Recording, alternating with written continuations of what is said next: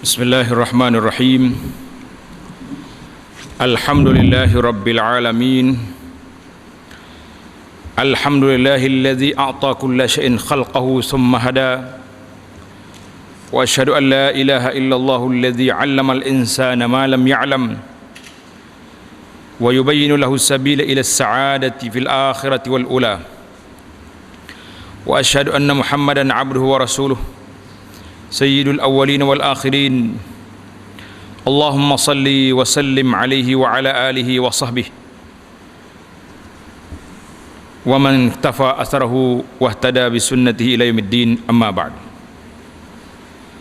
Pelajaran kita pada kali ini iaitulah dalam sebuah kitab yang dipilih, nama dia kitab Fiqh al-Ibadat, Fiqh al-Ibadat bi adillatiha, Fiqhul Ibadat bi adillatiha, fiqh ibadat dengan dalil-dalilnya dalam Islam,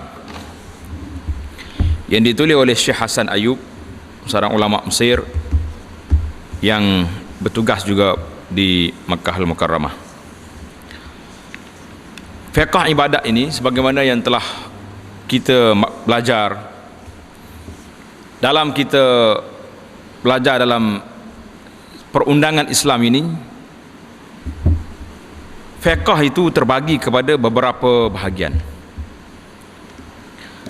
Kalau kita nak kira, semua manusia ini beribadat kepada Allah SWT. Dalam ayat Al-Quran, wa ma khalaqtul jinna wal insa illa liya'budun, aku tak jadikan jin dan manusia kecuali supaya mereka mengabdikan diri kepadaku. Tetapi apabila mari dalam kitab fiqh, di sana dibahagikan fiqh itu kepada beberapa kategori untuk mudah kita nak faham. Yang pertama dibagi fiqh, dipanggil fiqh ibadat, ataupun dalam istilah Imam Ghazali disebut rubu' al-ibadat. Maknanya kitab yang membicarakan tentang ibadat.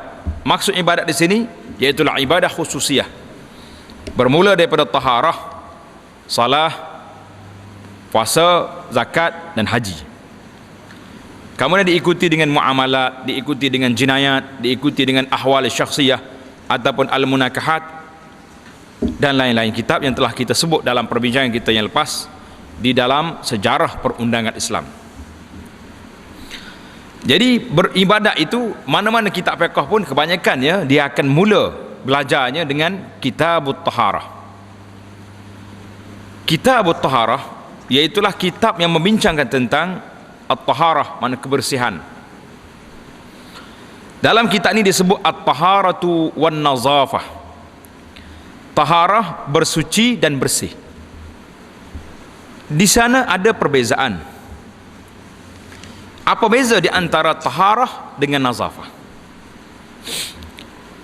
Kenapa dalam kitab-kitab fiqh dan juga dalam kitab-kitab hadis disebut dengan nama at-taharah, dia tak sebut dengan nama an-nazafah?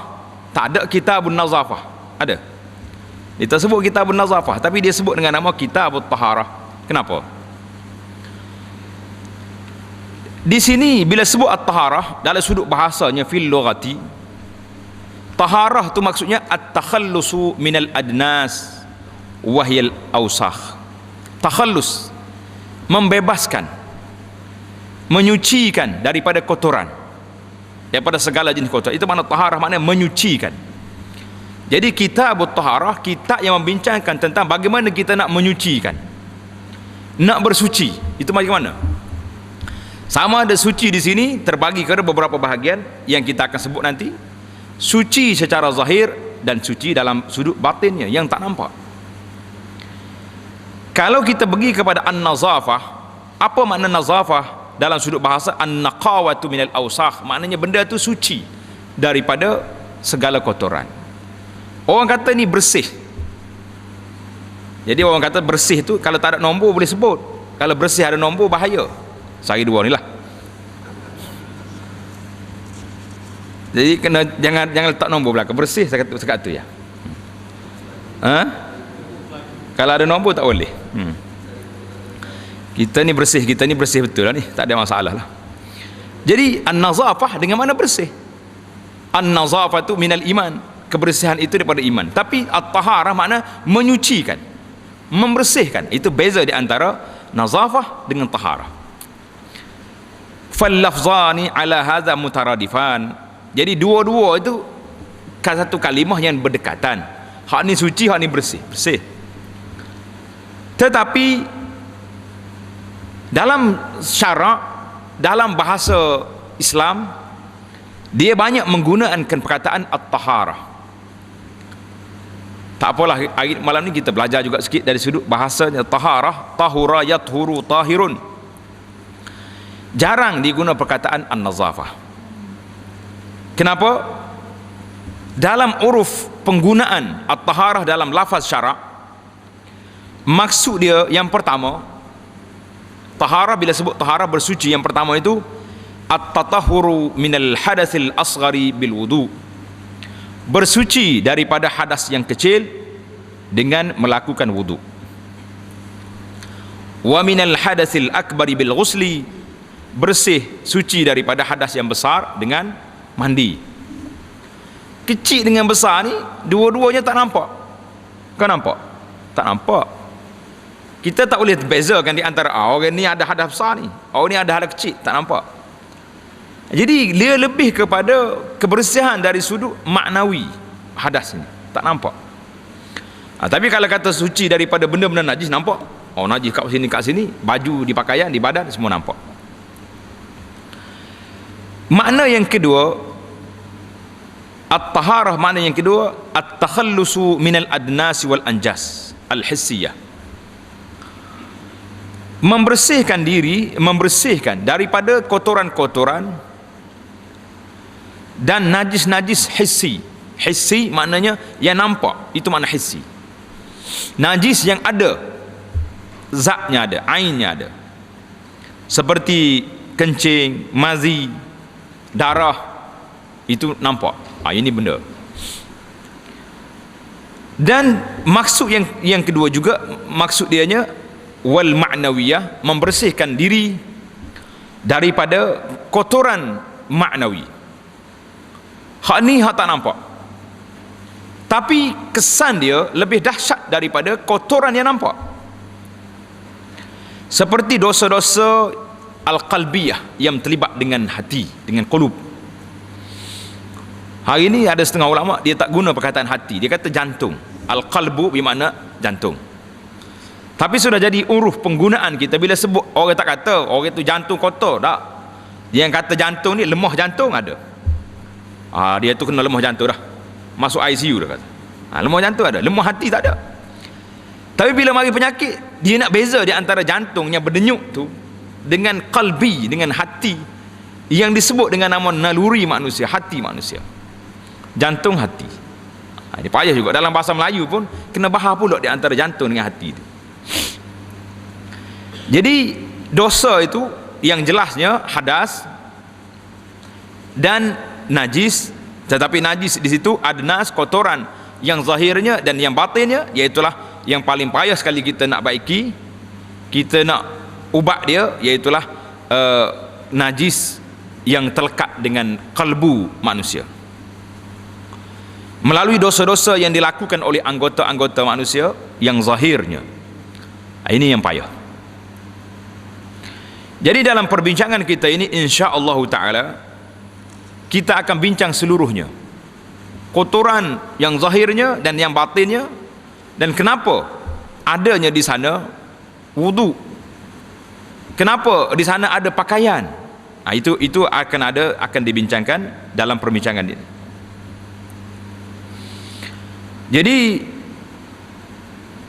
tujuan perbincangan tentang taharah ini, iaitulah kita nak nyatakan kepada manusia seluruhnya betapa Islam itu sangat mengambil berat bi amrin nazafah, dengan perkara-perkara kebersihan dalam semua kehidupan manusia.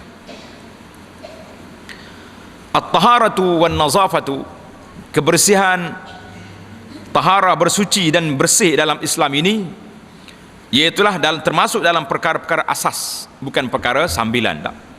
Perkara asas. Sebab itulah banyak perkara-perkara yang terlibat. Di antaranya rukun yang paling besar sekali, salat. Tak mungkin seorang itu manusia melakukan salat tanpa dia bersih. Haji kemuncak daripada amalan manusia pergi haji. Haji pun ada amalan-amalan dia. Tawaf khasnya mesti bersih. Orang yang tak bersih, zahiran wa ma'nan, sama ada dia tak bersih, suci dengan bersihnya, maka dua-duanya tidak boleh melakukannya. Jadi tidak dinamakan seorang muslim sebagai seorang muslim yang betul-betul hakiki kecuali apabila dia telah melakukan dua perkara yang asas ini, iaitulah at-taharah wan nazafah. Membersihkan hati, jantung manusia daripada penyakit-penyakit yang berbahaya. Hari ini orang sibuk dengan segala wabak yang berlaku. Bila mari denggi masuk kampung lah, pegawai-pegawai kesihatan dengan sembuh nyamuknya apa. Bila mari penyakit ni kempen. Tapi penyakit yang ada dalam diri manusia ini, penyakit yang tak nampak ini berat, seperti penyakit takbur, hasad, bersangka buruk dengan orang, menghina orang lain, adalah perkara yang fardu yang Allah Ta'ala letakkan ke atas kita. Kita jangan fikir bahawa ini semua penyakit-penyakit yang tak nampak. Betul. Kalau kita belajar dalam syariat Islam, ada perkara-perkara yang bila kita salah boleh bayar denda. Ada yang perkara bila salah tak ada denda. Ini menunjukkan ada perbezaan yang cukup tinggi dari sudut nilai syariat. Contohnya seorang yang bersumpah. Kalau dia bersumpah dengan betul, lepas dia bersumpah dia menyesal, dia tak naklah sumpah dia boleh bayar kafarah. Tapi kalau dia bersumpah dusta, al-yaminil ghamus, tak ada kafarah. Tuhan tak terima bayaran sebab sumpah kamu mengguna nama Allah tapi betul-betul untuk dusta. Tak ada. Bila orang pergi haji, kesalahan cabut rambut, kerak kuku, apa lagi, pakai baju, pakai wangian dalam ihram, boleh bayar tak boleh bayar? Boleh bayar. Bayar bagi makan orang miskin, sembelih seekor kambing, bayar dam, bayar. Tapi tiga besar larangan yang Allah Ta'ala sebut, la rafasa wala fusuqa wala jidala fil hajj. Jangan berbantah, jangan berkelahi, jangan maki orang, jangan apa, jangan dalam haji. Bila seorang tu sumpah orang, celaka dia ni, tak tahu orang mari jauh nak tawaf ni, sumpah tak sumpah? Sumpah. Berapa dam dia kena bayar? Tak ada dam. Unta tak terima dia, lembu tak terima, kambing tak ada akta boleh bayar. Sebab kesalahan kamu kesalahan jauh hari.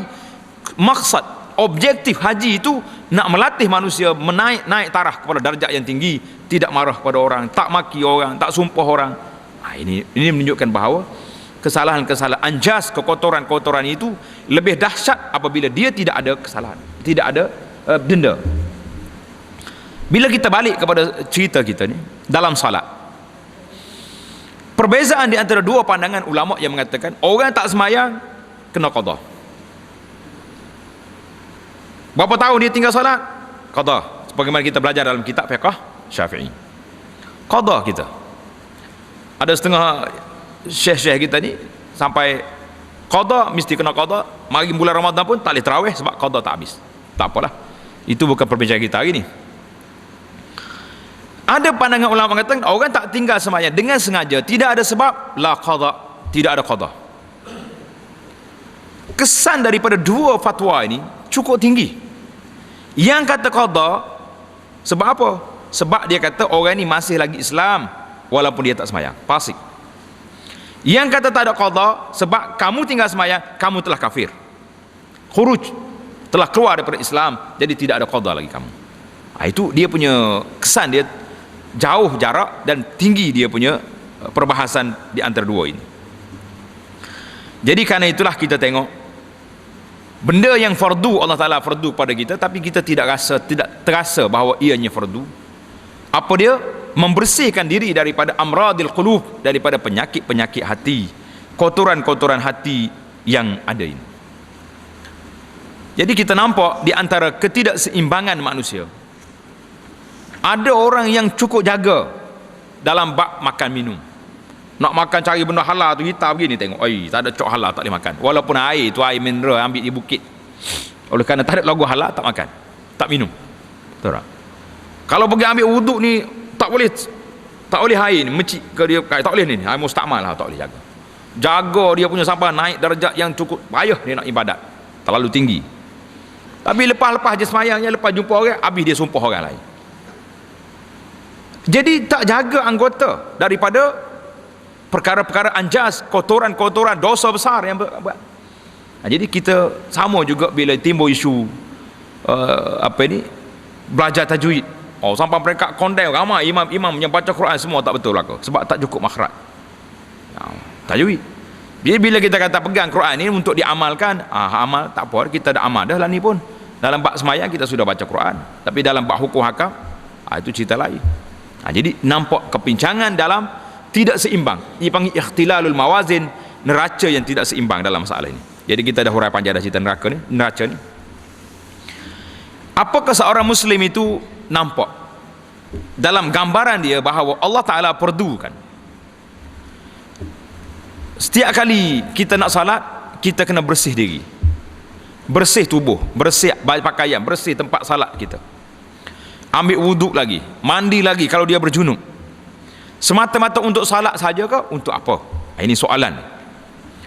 Jadi kalau kita nak kata untuk salat je, wuduk ni untuk ibadat, bersih ni semata-mata untuk salat, ibadat saja. Jadi apakah ibadat lain tak terlibat dengan kebersihan? Bila kita mari bulan Ramadan, tak apa tak bersih pun, sebab Ramadan ni dia tak syarat. Orang yang berjunub pada malamnya, kalau dia tak sempat mandi, nak sibuk dengan nak sahur, tak apa, lepas orang azan boleh mandi, sah puasa. Itu dia kata tidak ada dalam syarat berpuasa mesti orang tu bersih daripada hadas. Tapi hadas besar, haid dengan nifas, itu cerita lain lah. Maknanya hadas yang dia ada ni. Sama juga bila sebut tentang zakat.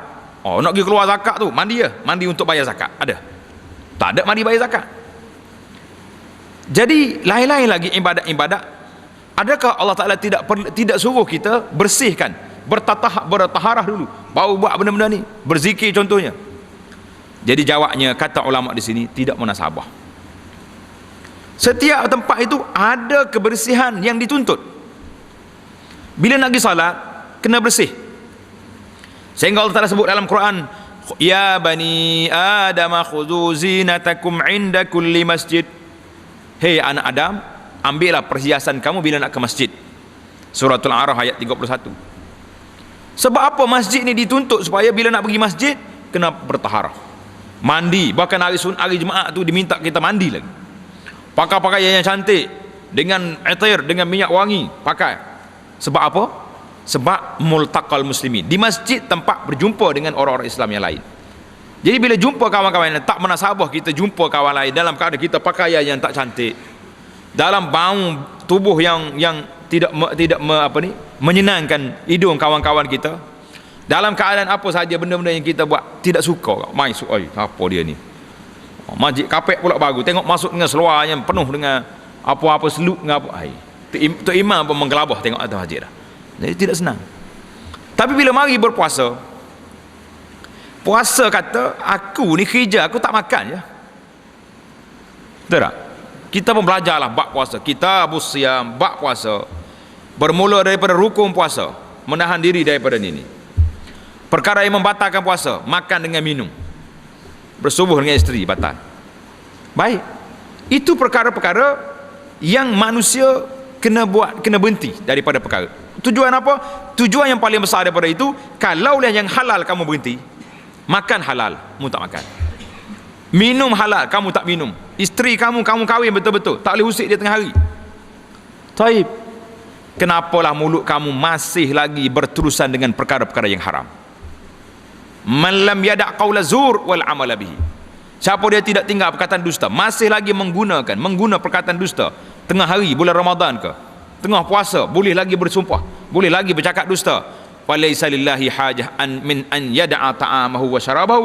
Kata Nabi SAW, Allah Ta'ala tidak berajak orang ni tinggal makan dengan minum. Baik memakan daripada kamu duk buat maksiat. Itu menunjukkan bahawa tujuan kebersihan dalam bulan Ramadan, jaga anggota, jaga lidah, jaga pandangan daripada benda-benda mungkar dan maksiat. Kalau yang halal kamu boleh berhenti makan, yang haram kenapa tak nak berhenti? Dia kata, ustaz, nak cakap apa tengok dulu. Apa nak tengok? Tak ada dalam kitab fiqh. mengatakan mengumpat orang bulan Ramadan batal puasa? Ada? Mana ada kitab fiqh sebut macam tu? Mengumpat orang, maki orang batal puasa? Tak ada. Habis? Apa salah kita nak mengumpat? Puasa tak batal? Sudah tengok? Tidak tercapai objektif, tujuan, maksud dia untuk apa? Untuk kita faham bahawa aku tinggal yang halal, yang haram lebih-lebih lagi. Jauh jarak dia. Sama juga dengan zakat. Bila nak keluar zakat tak payah pergi taharah, tak payah ambil wudu. Tapi harta yang kita nak keluar zakat tu harta halal ke haram? Kalau kita nak ambil satu persatu dalam bab taharah, begitu tinggi perbahasannya di sisi para ulama, kerana itulah sangat pentingnya kitab taharah ini, apa saja yang ada. Jadi maka kita fahamlah bahawa setiap ibadat itu perlu pada taharah mengikut tempat dia. Puasa taharah dia dengan cara dia, zakat taharah dia cara dia, haji taharah dia la rafasa wala fusuqa wala jidal. Ni taharah haji. Tak buat yang tiga ni, tak tahan diri daripada tiga ni, haji mardud, tidak haji mabrur. Wal iyazubillah. Berat tak berat? Berat. Jadi setiap tempat mu nak semayang berhimpun dengan orang, mesti baju, mesti pakaian, mesti wangian, kena ada, cukup dengan syarat dia. Jadi itulah di antara apa yang disebut tentang taharah. Seorang Islam itu adalah merupakan ra'id wa qaid, merupakan ketua yang diikuti oleh orang, murabbi, pendidik dan pengajar. Apakah layak bagi seorang Muslim dengan pakaian yang tidak bersih, duduk depan orang, kita nak tunjuk inilah saya seorang Islam, bangga kita dengan Islam, tapi pakaian kita kotor, pakaian kita tidak bersih lah. Sedangkan kita tengok orang lain penampilan mereka lebih hebat, lebih bersih lagi. Cuma kebersihan dalam Islam itu ada caranya sendiri. Sama dengan apabila berlaku bila kita ambil cerita negeri kita ni, bila mari pekeliling pegawai-pegawai kerajaan, dia kata apa? Jangan pakaian pegawai kerajaan mesti sopan dan bersih. Betul. Tapi ada kurang bersih dalam Islam. Satu lagi, apa dia? Tutup aurat. Dia ada cara dia, tak lengkap. Jadi Islam dia ada skema dia sendiri, penampilan yang bersih, kemas dan aurat kena ada. Itu barulah lengkap dia punya kedudukan tu ada. Kalau tidak, tak cukup. Kita lihat masalah tathhirul qulub min amradiha, membersihkan hati daripada penyakit-penyakitnya. Untuk maklumat tuan-tuan muslimin dan muslimat, alhamdulillah, kitab yang ana mengajar nama dia Penawar Bagi Hati. Kitab ni memang cantik, sebanyak 30 siri. Kita baca daripada awal sampai akhir, telah khatam. Dan tuan-tuan boleh ambil rakaman kuliah 30 siri itu, boleh belajar, boleh dengar. Mudah-mudahan Allah Ta'ala beri manfaat kepada kita bagaimana nak baiki kalbu kita, nak bagi hati kita macam mana. Tengok, kita lihat di sini, membersihkan hati daripada penyakit-penyakit yang keji, yang kotor ini, dan hati-hati yang mati. Ini lebih dahsyatnya, hati mati. Kita tengok dalam Al-Quran dan tengok juga dalam hadis Nabi SAW. Kalau dalam Al-Quran Allah Ta'ala sebut orang-orang Yahudi ini melampau mereka dalam kekufuran dan dalam kesesatan, sampai peringkat dia boleh tahrif Taurah, boleh ubah suai kitab Taurat mengikut apa yang dia nak, membatalkan hukuman had, hudud Allah Ta'ala dalam bab zina dan sebagainya. Orang Yahudi dia batalkan. Mereka menerima pendustaan yang dibuat oleh ulama-ulama mereka dan rekaan-rekaan padri-padri mereka kepada dalam agama Allah. Inilah di antara orang yang Allah Ta'ala tidak nak bersihkan hati dia. Tengok, bila Tuhan nak beri az-zayghi wal kufri wa ittiba'il hawa, penyelewengan dalam ini mengikut hawa nafsu, maka itu dia panggil orang-orang yang ikut siapa? Yahudi. Dalam ayat Quran, al-maghdubi alaihim. Di antara golongan yang satu lagi yang disebut dalam Quran, dia panggil al-munafiqun. Ini bahaya. Munafiqin ini orang-orang yang beriman dengan mulutnya tetapi tidak beriman dengan hati. Itu takut kita. Jadi mereka tidak bersih hati mereka daripada kufur dan amal-amal yang jahat. Allah Ta'ala sebut di sini, dalam surah Al-Maidah ayat 41, suratul Ahzab ayat 33, dan beberapa surah lain-lain lagi disebut tentang bagaimana hati-hati manusia yang tidak bersih ini, iaitulah hati yang penuh dalam dirinya dengan perasaan munafik, nifak, sombong, hasad, menghina hamba-hamba Allah, suka kepada kejahatan bagi orang Islam, buruk sangka dengan orang lain, benci kepada orang-orang mukmin yang saleh, sayang kepada penjahat-penjahat dan orang-orang kafir. Fahiya qulubun syaitaniyatun, itulah yang dinamakan hati syaitan yang gelap kelam daripada rahmat Allah Subhanahu wa ta'ala. Maka menjadi kewajipan kepada kita membersihkan anggota kita daripada maksiat. Macam mana kita nak bersih anggota kita? Kita gunalah anggota yang ada ini mengikut kemampuan yang ada. Kemampuan yang ada setakat mana? Kalau kita kata kita kena salat banyak, kita kata kita letih nak salat, tak cukup masa, penat. Kita kata kita kena keluar sedekah banyak, kita dakwa pula kita tak ada harta. Banyak alasan-alasan yang kita boleh beri, tetapi apabila mari kepada perkara-perkara yang diminta oleh Allah Ta'ala, di antara cara nak membersihkan hati, iaitulah banyak berzikir kepada Allah Subhanahu Wa Ta'ala. Kita nak kata apa? Nak kata tak sempat? Tak ada. Atas kereta boleh bawa, boleh berzikir. Atas motosikal boleh zikir. Jalan kaki boleh zikir. Tengah buat kerja boleh. Tengah apa saja, di pejabat boleh, di sekolah boleh, mana-mana tempat saja, kecuali tempat-tempat yang tidak dibenarkan menyebut nama Allah. Itu saja yang tak boleh zikir. Tak ada alasan. Macam mana kita nak bersihkan hati kita? Hati manusia ni, anggota manusia ni, kalau tidak disibukkan dia dengan benda-benda yang baik, dia akan sibuk dengan benda yang batil. Itu jadi masalah dia. Hati manusia ni, kalau kita tak suruh dia buat benda baik, maka dia akan buat benda yang tidak baik. Jadi kita berhati-hatilah, beringat-ingat bahawa sama ada engkau ni aku guna untuk bersih, untuk kebaikan, ataupun dia akan digunakan oleh syaitan untuk kejahatan. Kita tengok pula beberapa ayat Quran dan hadis Nabi sallallahu alaihi wasallam yang menyebut tentang ihtimamul Islam bin nazafati al-hissiyah. Islam ini mengambil berat dengan kebersihan secara hissi, secara zahir.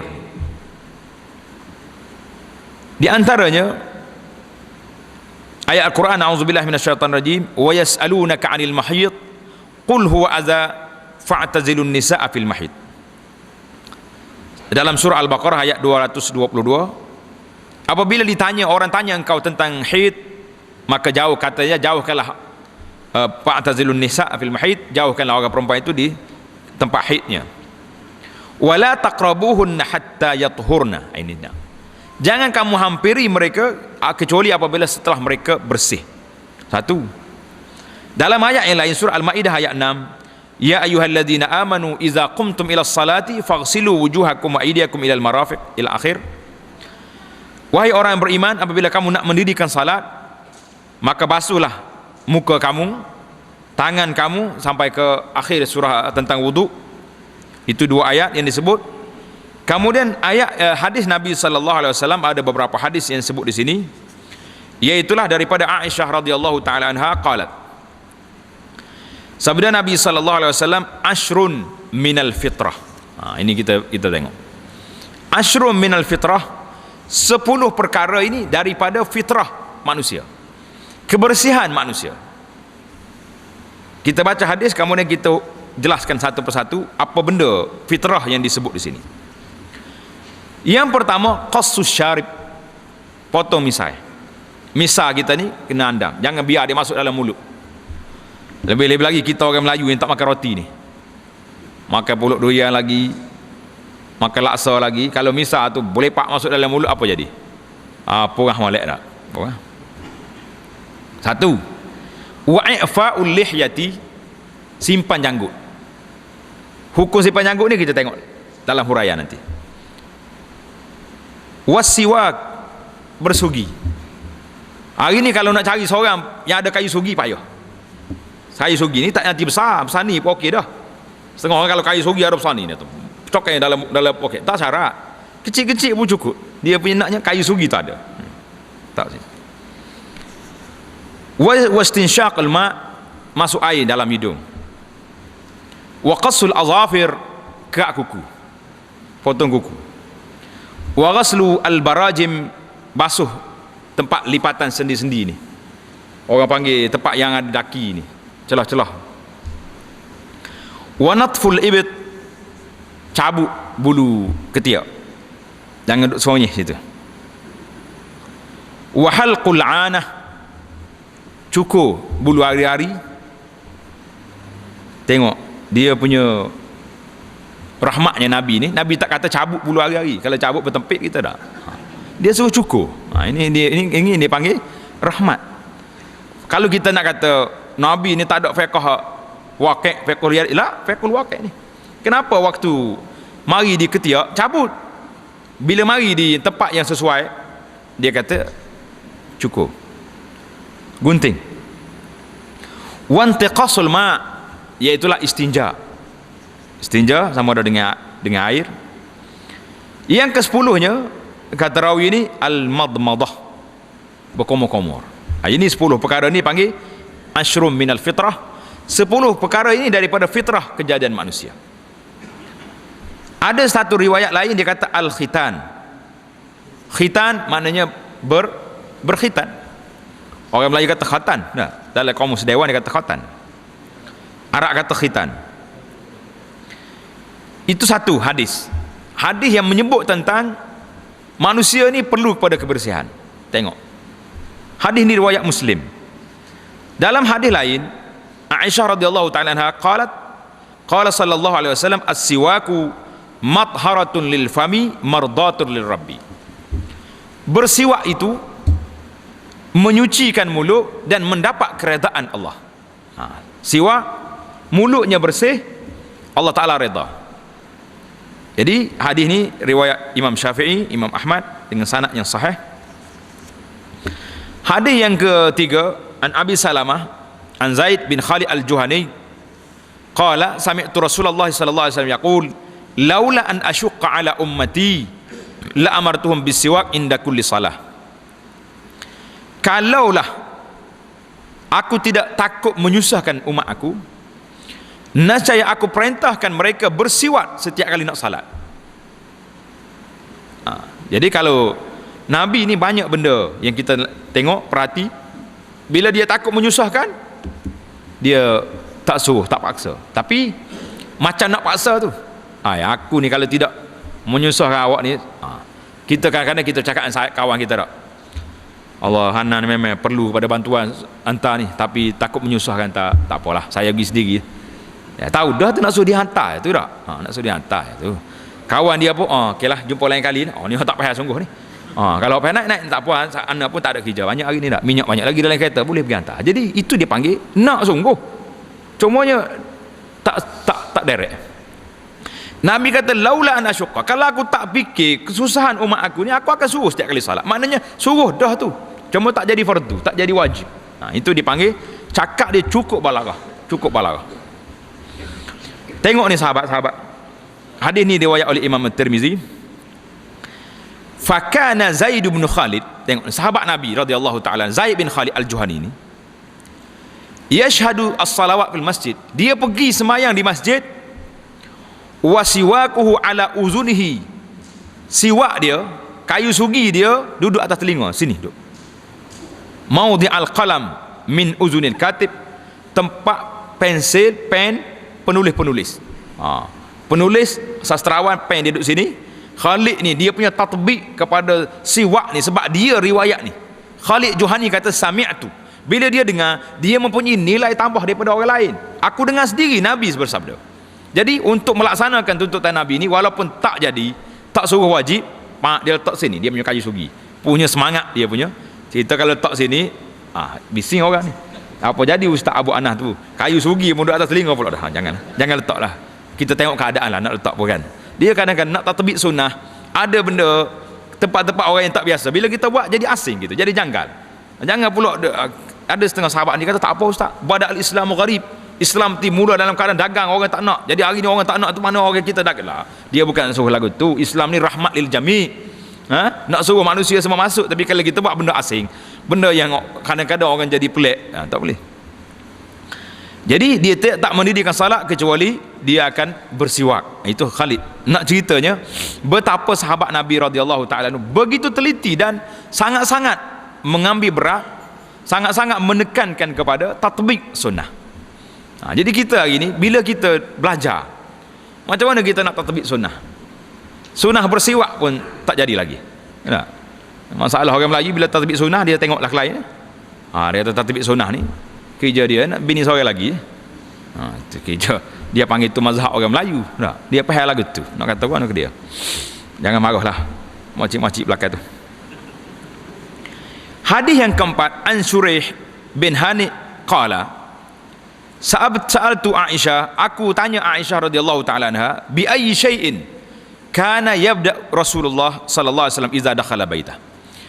Bila Nabi kita masuk dalam rumah, apa yang dia mula dulu? Qalat bisiwak, dia mula dengan bersiwak dulu. Cantik tak cantik? Cantik. Sebab apa? Nabi bila nak bercakap dengan isteri dia, dia tak nak bawa bau musuk mulut dia. Kita tak mari lama keluar daripada rumah tak makan, mungkin ada bau. Dia tak nak, dia nak suruh orang lain buat bau sedap. Ni kita dak bila nak balik kat rumah isteri, pak putus rokok tengah jalan Isyak. Balik busuk bangar orang tengok, tapi tak ada arah lah suami dia. Pegai jugalah tu lelaki. Kalau kira busuk dekat Allah, kesian zalim kadang-kadang buat kau orang perempuan macam ni. Kau orang perempuan suka dengan orang isap rokok. Tanya muslimat belakang, suka? Dak, dia kata dak. Nyanyi, dia kata nyanyi. Jangan buat nyanyi ke kawan-kawan. Ahli-ahli perubatan kata buat balik asap rokok ni, anak-anak hidup bau pun bau banyak. Apalagi kalau orang tino Allah.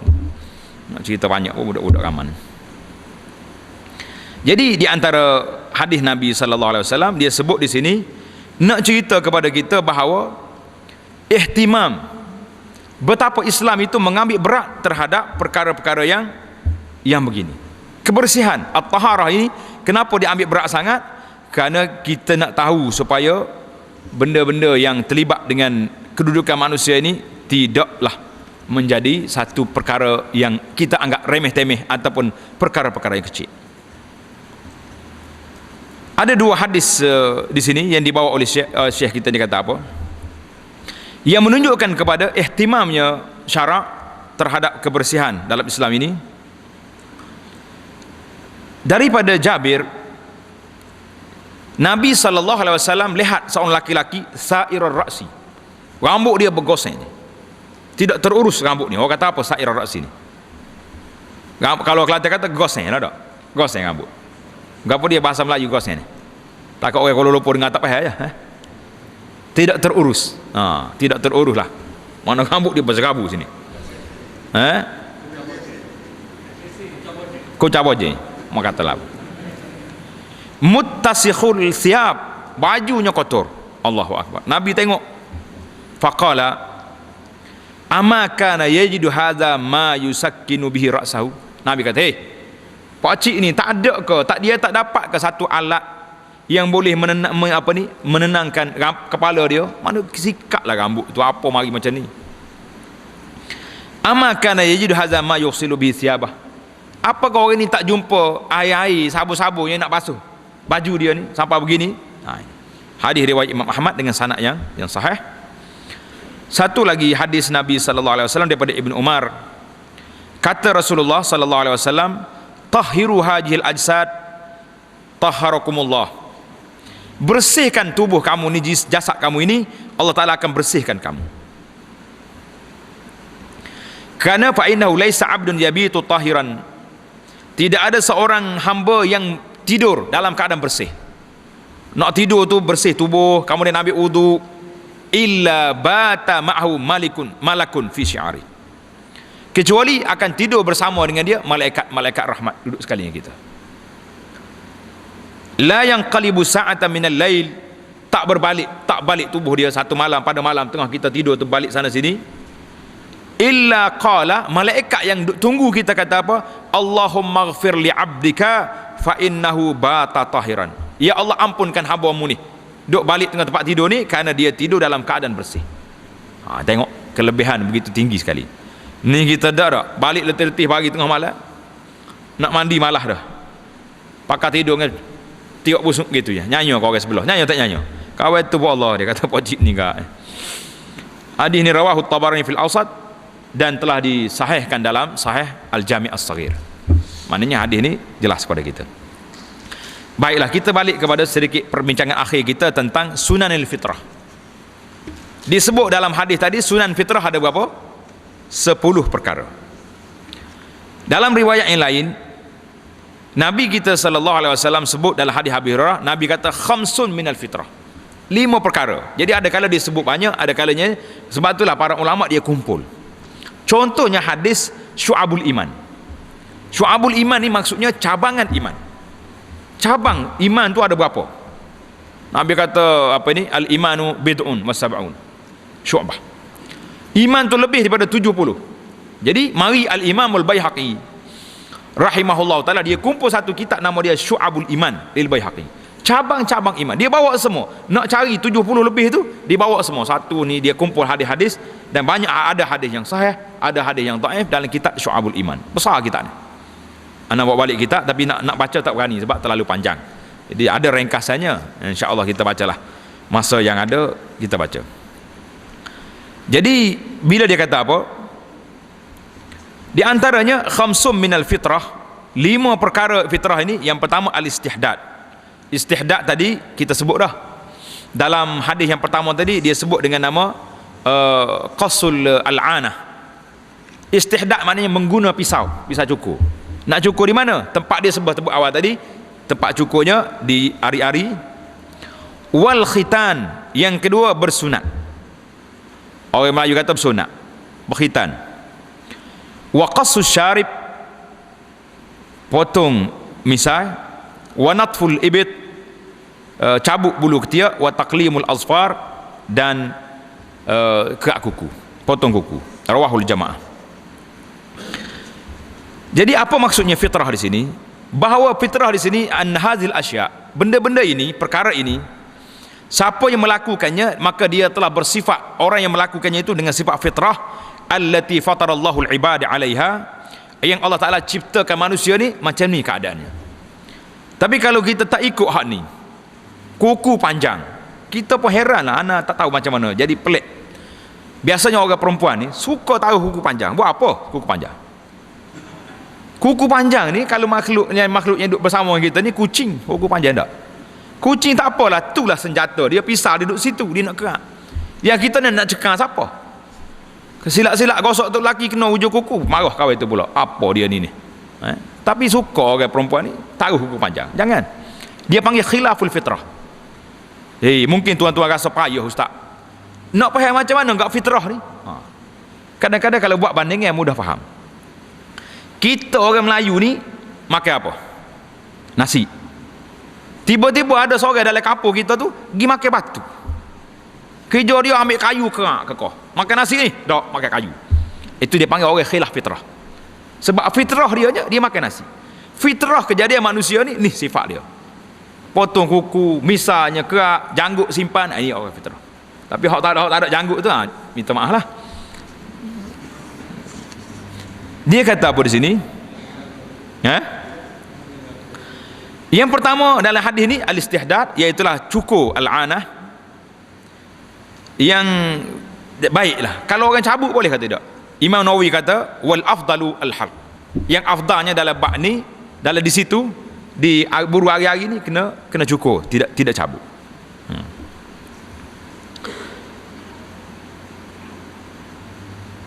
Yang kedua al-khitan. Masalah khitan ni maksudnya apa? Bersunat wajib ke tidak? Dia kata apa ni?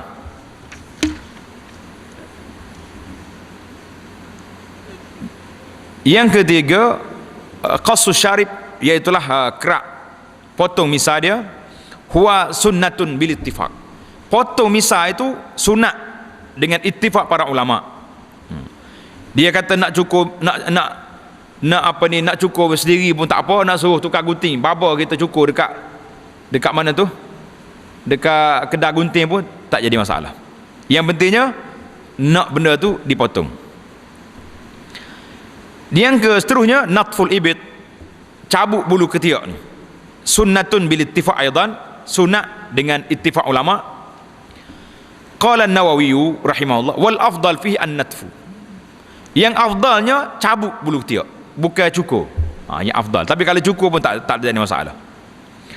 Seorang sahabat Imam Syafi'i, nama dia Yunus bin Abdul Ala. Dengan cerita email kita sikit. Qala, kata Yunus rahimahullah, dakhaltu ala Syafi'i, aku nak pergi ziarah Imam Syafi'i. Di sisinya ada muzayyin, ada tukang cukur, duk cukur bulu ketiak dia. Takkanlah kita nak kata Imam Syafi'i tak ikut sunnah? Jangan. Syafi'i jawab lalu, faqala Syafi'i alimtu anna sunnata an-natfu. Imam Syafi'i kata, aku tahu sunnahnya cabut, walakin la aqwa 'ala al-wajh, tapi aku tak tahan, nak sakit dia tu. Kalau cabut sakit, maka dia cukur. Jadi kata Imam Nawawi, afdalnya cabut, tapi kalau cukur pun sah. Cuma dari segi adabnya, wa yustahabbu, yang sunatnya an yabda bil ibit al-aiman, kena mula dengan alik kanan dulu. Ni kita pakai gomo ikut dalil pisah tangan mana. Tak boleh. Kena guna. Sunnahnya nak cabut tu cabut sebelah kanan. Bulu tiak kanan dulu. Karena hadis Nabi sallallahu alaihi wasallam yu'jibuhu tayammun fi tana'ulihi wa tarjulihi. Nabi kita sallallahu alaihi wasallam suka menggunakan kanan. Hak ni hak sunat ni. Tapi kalau bab makan minum lah. Makan wajib kena tangan kanan. Sebab apa wajib? Nabi kata fa inna syaitana ya'kulu bishimal, syaitan makan dengan tangan kiri. Hati-hatilah. Kalau rasa makan tangan kiri, makan dengan sudu, dia akan jadi kiri, campak sudu, makan dengan tangan. Ni ramai sahabat-sahabat kita ni, bila kita tanya, "Oi, apa makan tangan kiri?" "Saya ni ustaz, kalau dengan tangan boleh makan kanan, tapi kalau dengan sudu jadi kiri selalu." Kata buat sudu tu. Tak usah guna sudu. Ataupun ajar sikit-sikit dulu. Tak pernah sabar dah. Tapi dah membiasakan diri macam tu. Yang ke seterusnya taklimul azafir, potong kuku ni sunat. Potong kuku ni bil ittifaq. Kata Imam Nawawi, dia tak sebut dalil di sini, tapi Imam Nawawi kata yustahab, sunat kita mula kerak kuku dengan tangan kanan dulu, sebelum dua tangan dulu, sebelum dua kaki. Jadi kita ni ikut dalil lah ni, kaki dulu tangan dulu, lepas tu baru main kaki. Mula dengan al-musabbihah ni, kerak ni dulu, lepas tu baru pergi kepada wusta, lepas tu pergi kepada akhir. Dia sudah dengan ni, sudah dengan ibu jari. Lepas tu baru alik ni pula pergi sini, sudah dengan ibu jari. Hak ni apa yang disebut oleh Imam Nawawi dalam syarah dia kepada hadis ni. Adapun setengah riwayat ni orang dok tulis di dinding, ada di kertas-kertas, dalam internet pun ada. Kerak kuku hari sekian, ada hari kan, kerak hari ni keluar penyakit, masuk ubat. Kerak hari sekian masuk, keluar ubat, masuk penyakit. Itu tidak sabit daripada hadis Nabi, tak ada. Cuma Imam Nawawi dalam bab ini dia tak sebut dalil kenapa mula di sini dulu. Dia ada ilah dia, sebab-sebab yang dia sebut. Wallahu a'lam.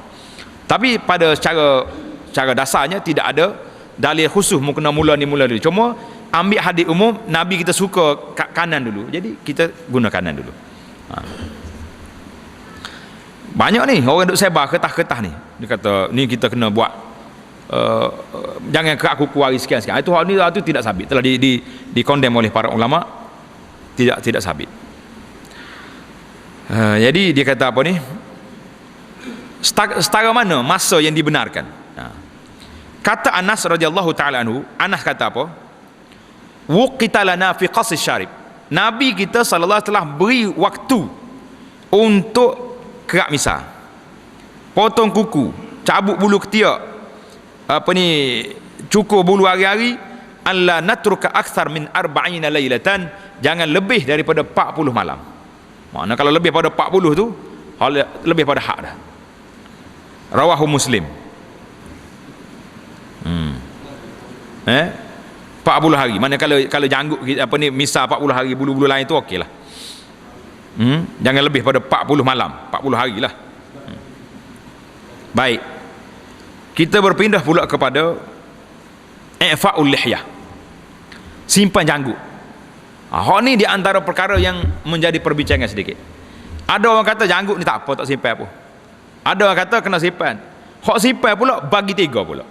Ada kata boleh kerak comel-comel sikit, andam kau orang panggil. Ada kata tak boleh kos. Janggut ni kena lepas, lagi dia turun lagu mana apa, koseh situlah. Kita tengok pandangan ulama kata apa dalam kitab rekod ibadat ni, kata apa? Dalam hadis Bukhari, Nabi kata wafiru al-liha. Wafiru al-liha.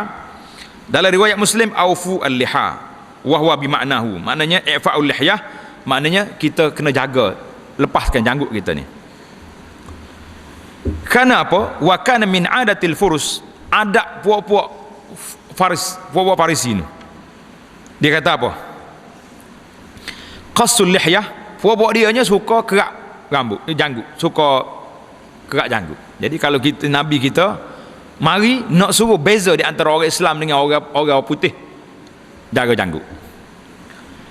Qala al-Qadhi Iyad, Qadhi Iyad kata apa di sini?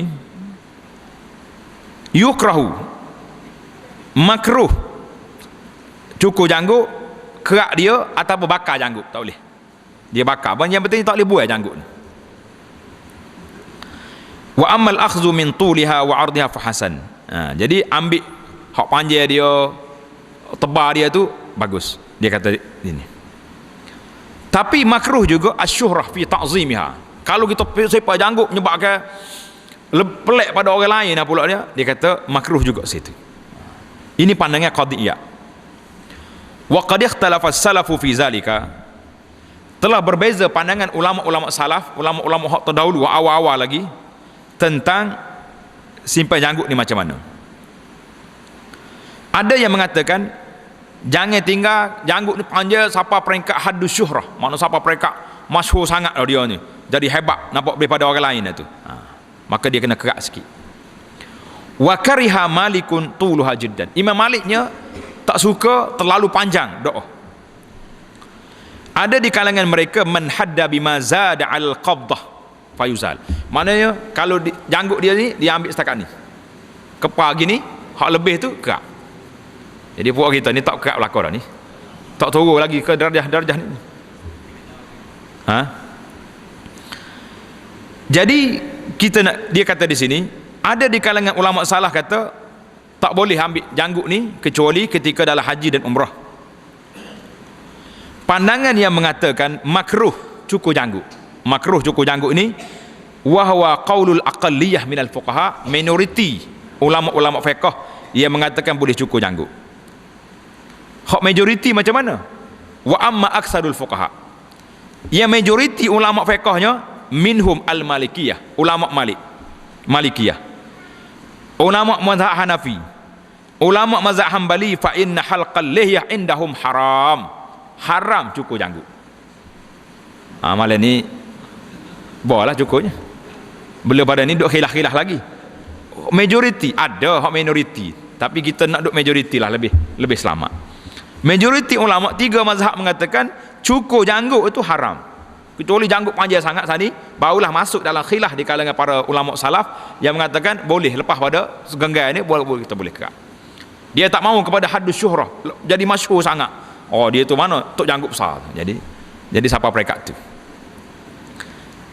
Itu di antara perkara yang dibahaskan oleh para ulama dalam masalah kita ni, masalah janggut.